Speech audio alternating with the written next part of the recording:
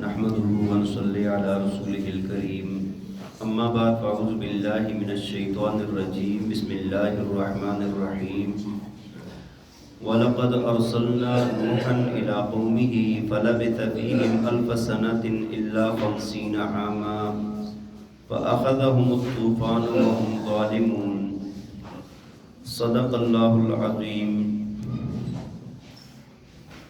اللہ تعالیٰ فرماتے ہیں وَلَقَدْ أَرْسَلْنَا، تحقیق ہم نے بھیجا نوح علیہ السلام کو اِلیٰ قَوْمِهِ، ان کی قوم کی طرف، فَلَبِثَ فِيهِمْ أَلْفَ سَنَةٍ إِلَّا 50 عَامًا، فرمایا کہ وہ ان میں ٹھہرے رہے 1000 سال مگر 50 سال کم، یعنی 950 سال۔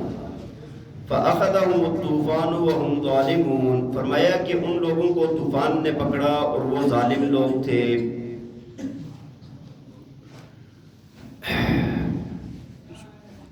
توجہ فرمائیں، سورہ عنکبوت کی آیت نمبر 14 ہے۔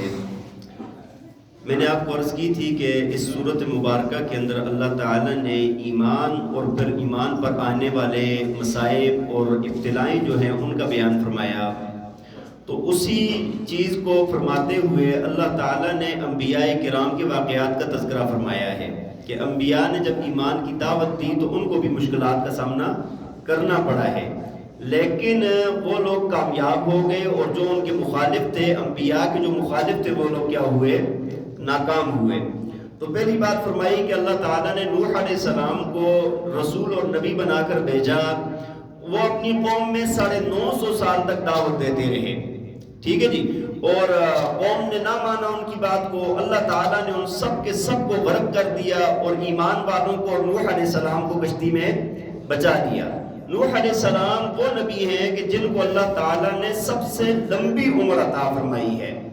حضرت آدم علیہ السلام کو اللہ تعالیٰ نے 1000 سال عمر عطا فرمائی تھی، اور حضرت نوح علیہ السلام کی عمر بھی اتنی ہی بنتی ہے، 40 سال کی عمر میں نبوت مل جاتی ہے، اور پھر اس کے بعد 950 سال انہوں نے دعوت دی، تو یعنی 1000 سال ان کی بھی عمر ہے۔ بعض حضرات نے تو کہا ہے کہ 1400 سال ان کو عمر ملی ہے، لیکن صحیح روایت سے یہ ثابت ہے کہ 1000 سال ان کو اللہ تعالیٰ نے عمر عطا فرمائی ہے۔ تو بہرحال جتنے مسائل کا ان کو سامنا تھا، وہ سب کچھ کے باوجود اللہ تعالیٰ نے ان کو کامیاب فرمایا ہے۔ فرمایا فَأَنْجَيْنَاهُ وَأَصْحَابَ السَّفِينَةِ، فرمایا کہ ہم نے نوح علیہ السلام کو نجات دی، اور جو کشتی کے اندر سوار تھے، کشتی والے، ان کو بھی نجات دی۔ وَجَعَلْنَاهَا آیَةً لِلْعَالَمِينَ، اور فرمایا کہ ہم نے اس کشتی کو تمام جہان والوں کے لیے نشانی بنا دیا ہے۔ وَإِبْرَاهِيمَ إِذْ قَالَ لِقَوْمِهِ اعْبُدُوا اللَّهَ، اور فرمایا کہ اسی طرح ہم نے رسول بنا کر بھیجا حضرت ابراہیم علیہ السلام کو، جب انہوں نے اپنی قوم کو کہا کہ ایک اللہ کی عبادت کرو اور اللہ سے ڈرو۔ ذَلِكُمْ خَيْرٌ لَكُمْ إِن كُنتُمْ تَعْلَمُونَ، فرمایا کہ یہ تمہارے لیے بہتر ہے اگر تمہیں کچھ سمجھ ہے، یہ تمہارے لیے کیا ہے؟ بہتر ہے۔ اور فرمایا انما تعبدون من دون اللہ اوثانا وتخلقون افکا، فرمایا کہ بے شک جو تم عبادت کرتے ہو اللہ کے سوا بتوں کی، ہاں جی، وتخلقون افکا، اور تم جھوٹ گڑھتے ہو، اپنی طرف سے جھوٹ ان کے متھے لگاتے ہو۔ ان الذین تعبدون من دون اللہ، فرمایا کہ بے شک وہ لوگ جو عبادت کرتے ہیں اللہ کو چھوڑ کر، لا یملکون لکم رزقا، فرمایا کہ وہ تمہارے لیے روزی کے مالک، وہ تمہیں روزی نہیں دے سکتے، جتنے بھی اللہ کے سوا کوئی بھی روزی دینے والا نہیں ہے۔ فرمایا فابتغوا عند اللہ الرزق، فرمایا کہ تم لوگ اللہ کے پاس روزی تلاش کرو، اللہ سے روزی مانگو۔ روزی کس کے پاس ہے؟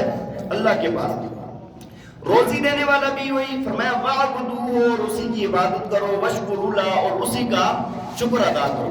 روزی بھی وہی دے رہا ہے، کھاتے بھی ہو اور کھاتے بھی اسی کا ہو، تو پھر گانا بھی اسی کا ہونا چاہیے نا، بات بھی اسی کی ہونی چاہیے۔ الیہ ترجعون، اور تم نے اسی اللہ کی طرف لوٹ کر جانا ہے، اور کوئی بھی تمہارا والی اور کارساز نہیں ہوگا۔ وَإِن تُكَذِّبُوا فَقَدْ كَذَّبَ أُمَمٌ مِّن قَبْلِكُمْ، فرمایا کہ اگر تم نے جھٹلایا ہے تو تم سے پہلے بھی امتوں نے نبیوں کو جھٹلایا تھا، تم سے پہلے لوگوں نے بھی جھٹلایا تھا۔ وَمَا عَلَى الرَّسُولِ إِلَّا الْبَلَاغُ الْمُبِينُ، فرمایا کہ رسول پر تو صرف پہنچا دینا ہے واضح طور پر، اور رسول پر کوئی بات لازم نہیں ہے۔ اور دوسری بات فرمائی اولم یرو کیف یبدئ اللہ الخلق ثم یعیدہ، فرمایا کہ کیا یہ دیکھتے نہیں ہیں کہ اللہ تعالیٰ نے کیسے مخلوق کی ابتدا کی، ابتدان پیدا کیا اور پھر اس کو لٹائے گا اللہ تعالیٰ. ان ذالک علی اللہ یسیر، اور یہ پہلی مرتبہ پیدا کرنا دوبارہ لٹانا، فرمایا یہ اللہ پر بہت آسان ہے. قل سیروا فی الارض فانظروا، فرمایا کہ آپ کہہ دیں کہ زمین کے اندر سیر کرو اور دیکھو کیف بدأ الخلق، کیسے اللہ نے مخلوق کو ابتداءً پیدا کیا. ثم اللہ ینشئ النشأۃ الآخرہ، اور پھر اللہ تعالیٰ کیسے ان کو دوبارہ پیدا فرمائے گا، کیسے ان کو دوبارہ اٹھائے گا. ان اللہ علی کل شیء قدیر، فرمایا کہ اللہ کی ذات ہر چیز پر قادر ہے. یعذب من یشاء ویرحم من یشاء، فرمایا کہ وہی اللہ ہے جو جس کو چاہے عذاب دے، جس پر چاہے رحم کرے. وإلیہ تقلبون، اسی کی طرف تم نے لوٹ کر جانا ہے. وما انتم بمعجزین فی الارض ولا فی السماء، فرمایا کہ اور تم نہیں ہو اللہ عاجز کرنے والے زمین اور آسمان میں، یعنی تم کسی اللہ کی کسی بات کے اندر رکاوٹ نہیں ڈال سکتے.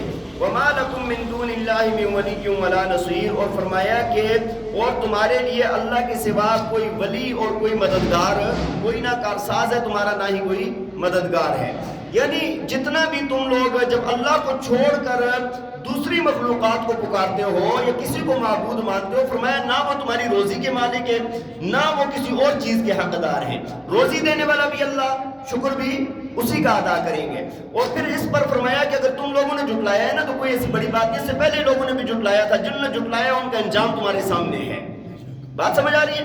اور دوسری بات یہ بھی فرمائی کہ تم جب زمین کے اندر چلتے پھرتے ہو تو دیکھو تمہیں یہ بڑے بڑے کھنڈرات نظر آئیں گے، قوم عاد کا، قوم سمود کا، پھر تمہیں صدوم کی وہ بستی جہاں پر لوط علیہ السلام تھے وہاں پر ان کے ملبے، وہ ساری چیزیں تمہیں نظر آئیں گی، تو ان کو دیکھو اور ان سے عبرت حاصل کرو. اور جو تمہاری عقل ہے نا، جس کی تم یہاں پر مانتے نہیں ہو بات کو اور اپنے آپ کو کچھ سمجھتے ہو، فرمایا کہ تم اللہ کے کسی کام میں کوئی رکاوٹ نہیں بن سکتے، تم کسی چیز میں عاجز ہے. ہاں یہ ہے کہ جو بھی مدد ہوگی یا تمہاری کوئی بھی خیر کا کام ہوگا کون کرے گا؟ اللہ کرے گا. اللہ تعالی ہمیں عمل کرنے کی توفیق عطا فرمائے. وآخر دعوانا ان الحمدللہ.